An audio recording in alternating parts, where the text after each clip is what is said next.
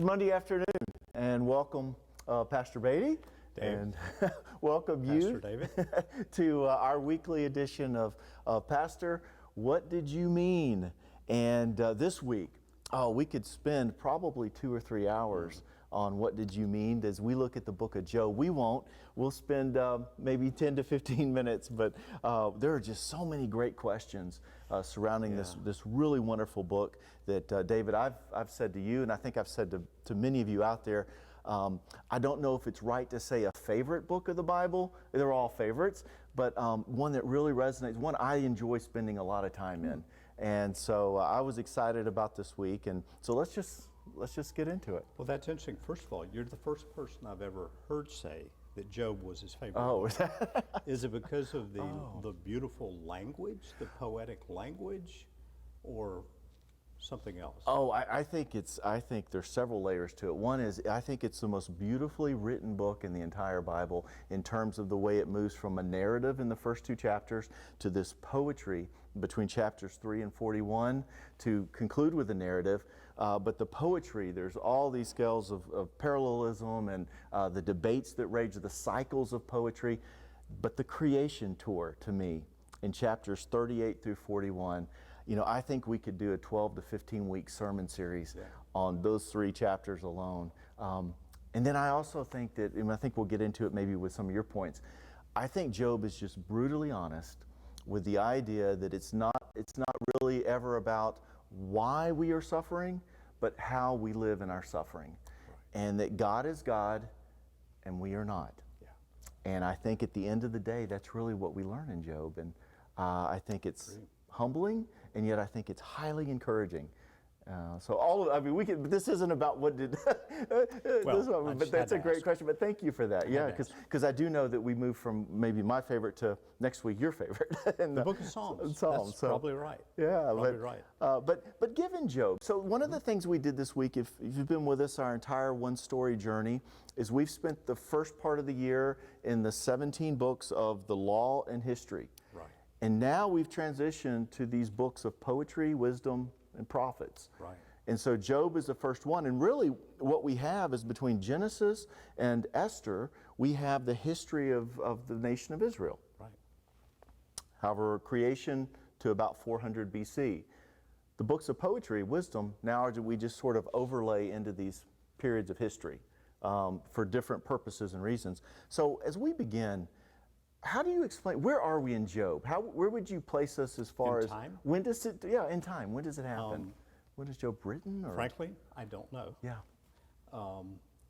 I haven't seen it written in a study Bible exactly, but people estimate, some say around the time of Abraham, Isaac, Jacob, on to the time of Moses. Some suggest that Moses even was the author of the book. Yes. I have no idea. Yeah. But that's what I've heard.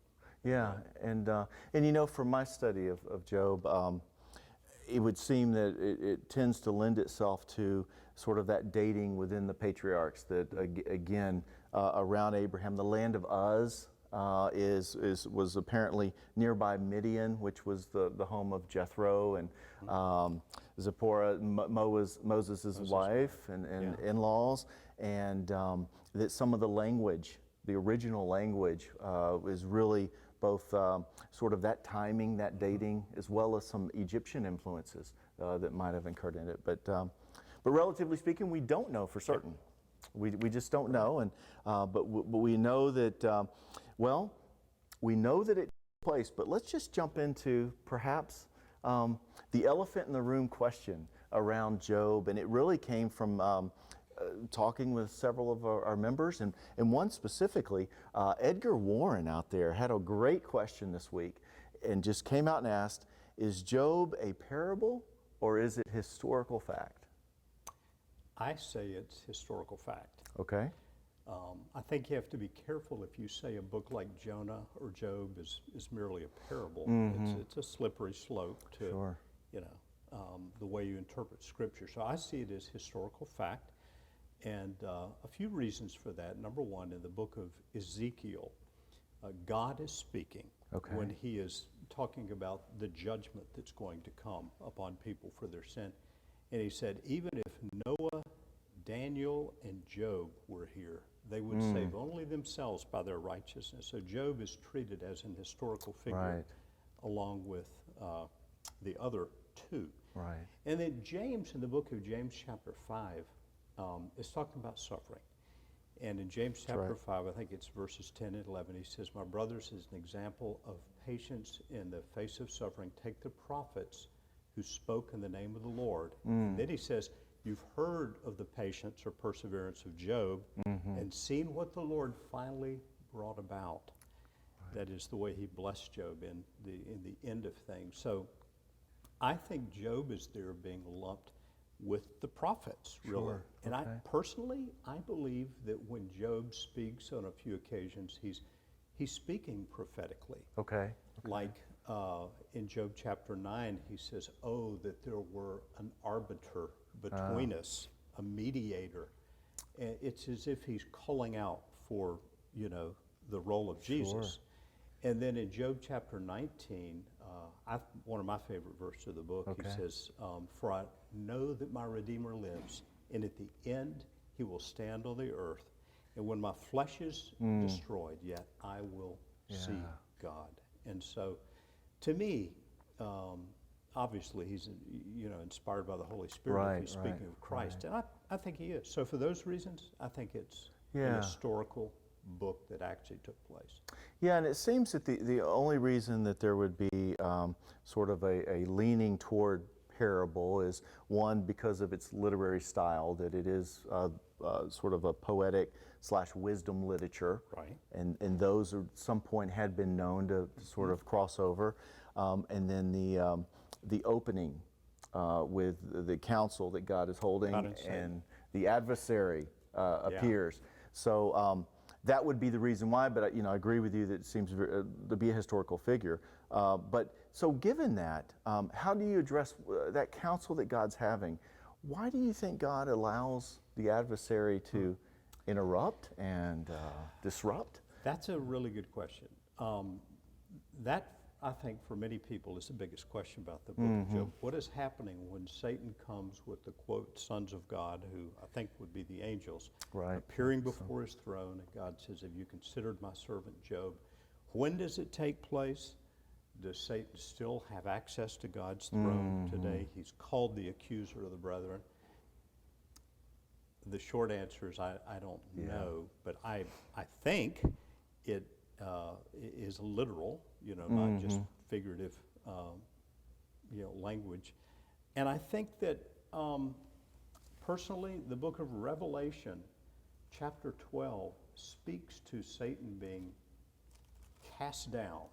Okay. The accuser of our brethren. I think it's in Revelation chapter 12.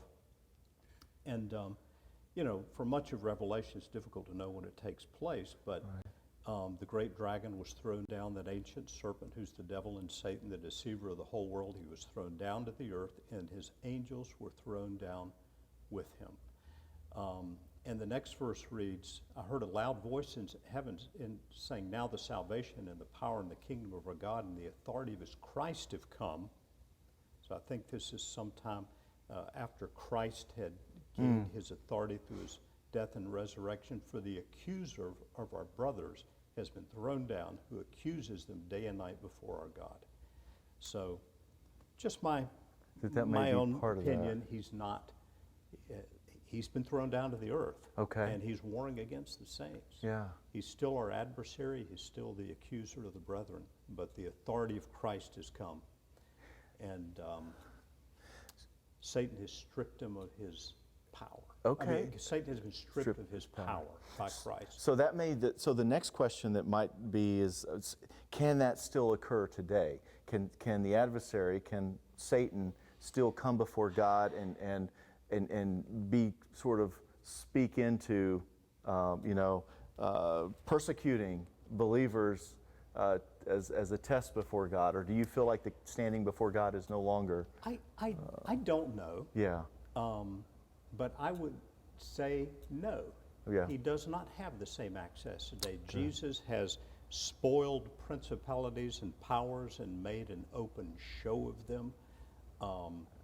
He represents us as our high priest before the throne of God. What business would Satan have accusing us with Jesus there? So I don't know, but that's my opinion, is that he does not have access to God's throne as he once did.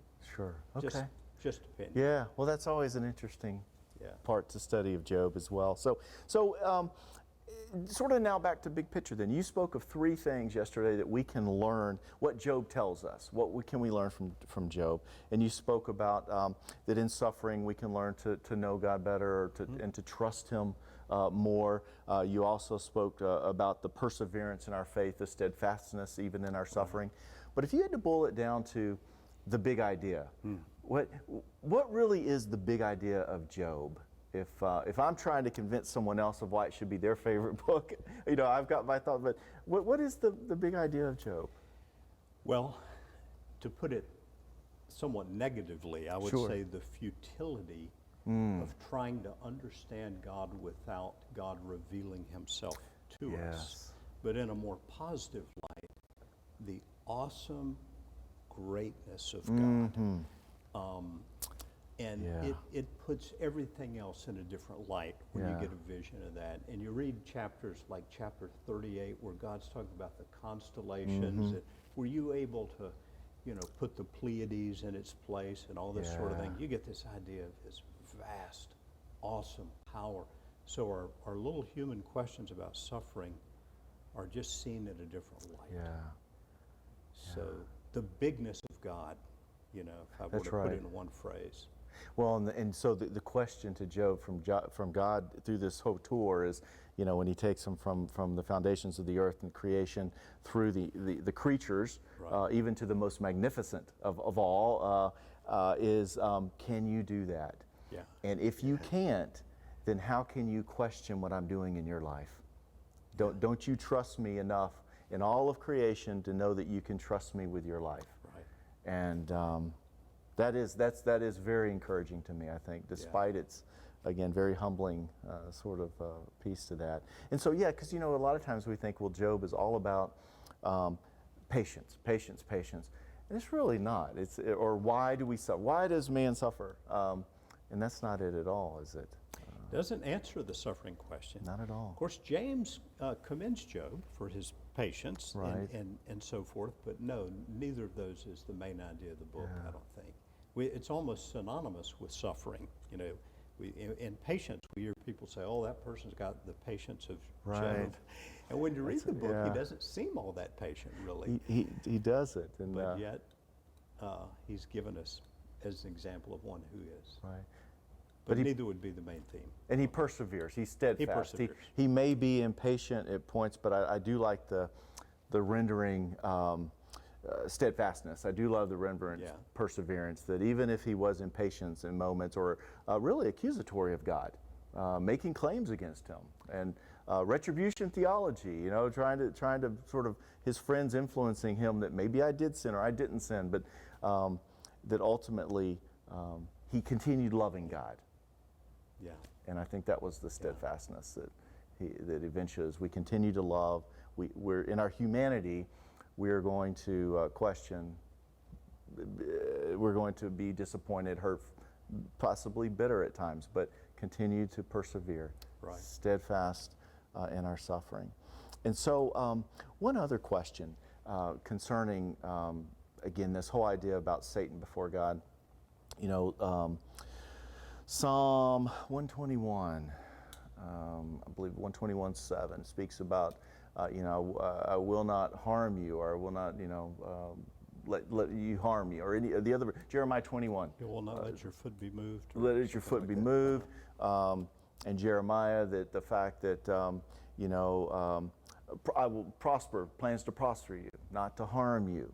And yet it seems like in this case that God did harm. And of course, we are harmed in our suffering. How do you reconcile? Well, you have to look at things ultimately, I think, with an eternal perspective. Yes. And ultimately are good. Is it true that God is able to cause all things to work together for good? Because He has predestined us to be conformed to the image and likeness of Jesus. Those can be difficult verses when you're going through suffering. They really can. And I don't think they mean we shouldn't pray for an end to suffering. You know, James, the book of James says, anyone suffering, let him pray. Right. If you're sick, call for the elders. Let them anoint him with oil and pray the prayer of faith. But at the same time, ultimately, you know, here's where I think the book of Job teaches us. A lot of these questions are simply not answered. Right. But call us to a greater grasp of who God is, the bigness of God. Yes. And so, yeah. The wisdom. Well, let me ask you one final question. Because Job is such a diverse book. I mean, you could be in one section of it, and then a few chapters over, you know, it'll be something totally different in style and content and everything. I think you mentioned this earlier with either 9 or 19. Do you have a favorite passage within Job that you go to? I love that place where Job says, I know that my Redeemer lives. 19. Okay. And it's in chapter 19. And if there's a favorite verse, it might also be chapter 42, verse 1, where Job says to God, I know that you can do all things, and that no purpose of yours can be thwarted. Yeah. And that's a comforting verse, that no purpose of God can be thwarted or defeated. And so I find those both really encouraging verses. Yeah. Well, and I'll tell you the other part to Job that I really like is because I feel like sometimes I really need to hear this, is right before that when God rebukes Job for his accusations and all. Basically, he says, you know, stand up and be a man. You know, look, I'm going to talk to you. You're going to listen. And then Job says, I'll cover my mouth. I spoke and I shouldn't have spoken. And I think that's always sort of a human thing to see. Yeah. But then Job 28. To me, Job 28 is one of my favorite poems of all. It's right in the middle of this book, and it really seems to be out of place, but at the same time, it seems to be an intermission to these cycles of debates. And it's really a poem about where can wisdom be found. And it says we search and search and search in our materials, in our environment, in creation, we search. We can't find wisdom. But the Lord says that He made it, He did all these things, and that the fear of Him is wisdom, and to shun evil is understanding. And it's a wonderful, Job 28, 1 through 28. If you get a chance, it's a great poem, and I think very convicting as well, and very wisdom, God's wisdom. Well, anyway, thank you. Beautiful. David, is there anything else on Job? No. Okay. No. I just think it's a rich and beautiful book of the Bible. Yes. And it really should take 10 or 12 weeks to study a book like that. That's right. Even the behemoth. Again, I think 10 weeks on the behemoth in chapter 40 would be wonderful. But next week, like I say, book you just know well. You love to teach, the Book of Psalms. I love the Book of Psalms. And so, what a wonderful, fitting way to address Mother's Day on Sunday. I think with the Good Shepherd, and that the Lord is our shepherd. And speaking of Mother's Day, all week, Monday through Thursday, 10 to 5, we would love for you to come by. We're going to have Communion Sunday. We've got communion cups to give out. We also have something special for really the ladies of the house to hand out. We have the One Story Volume 2 books you can pick up. They're complimentary. And maybe a few other goodies and some activities for the kids. So we look forward to seeing everybody come by Monday through Thursday through the drive-through, and we will stay and put that in your car or whatever you need. But until then, we will see you next Monday at 2:45 with Pastor, what did you mean? Have a great week. Thanks, David. Thank you.